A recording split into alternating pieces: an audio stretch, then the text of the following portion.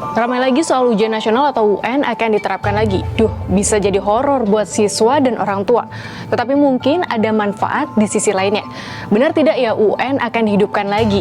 Lalu bagaimana respons dunia pendidikan terhadap hal ini? Dan bagaimana jejak ujian nasional di pendidikan Indonesia? Tenang, Menteri Pendidikan Dasar dan Menengah Abdul Muti Rabu 6 November 2024 menyebut jika penerapan kembali UN dalam kurikulum pendidikan di Indonesia masih dikaji.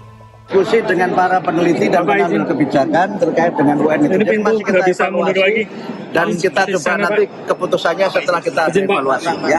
Terkait setuju tidaknya jika UN dihidupkan kembali, Direktur Eksekutif Barisan Pengkaji Pendidikan atau BAJIK Dita Putih Sarasvati di Jakarta mengharapkan UN tidak diselenggarakan kembali, apalagi jika menjadi high stakes testing dalam arti UN digunakan untuk menentukan nasib siswa.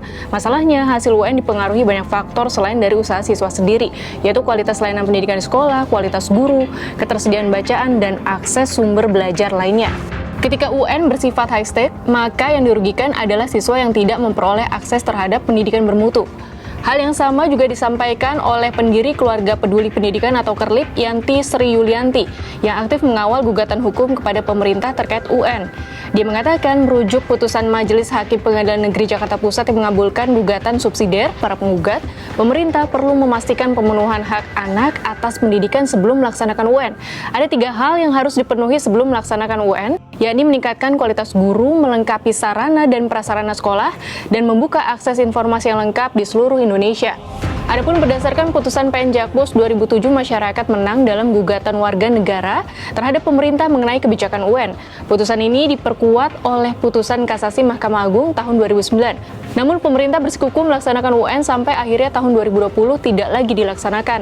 Kita sama-sama mengingat tidak lagi digelarnya UN untuk siswa kelas akhir di jenjang SD, SMP, dan SMA atau SMK sederajat merupakan keputusan bertahap. Ini dimulai dari UN yang tetap digelar tetapi tidak lagi sebagai penentu kelulusan dan hanya salah satu penentu kelulusan siswa sampai UN ditiadakan bagi siswa kelas akhir.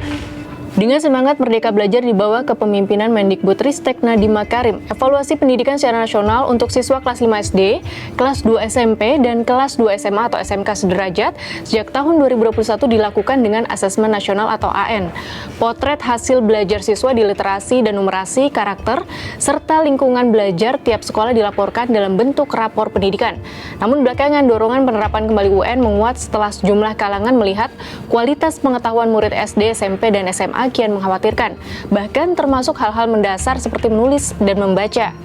Jika merujuk ke sejarah pendidikan Indonesia sejak 1950 hingga 2020, ujian nasional telah diterapkan, hanya dengan nama yang berbeda-beda.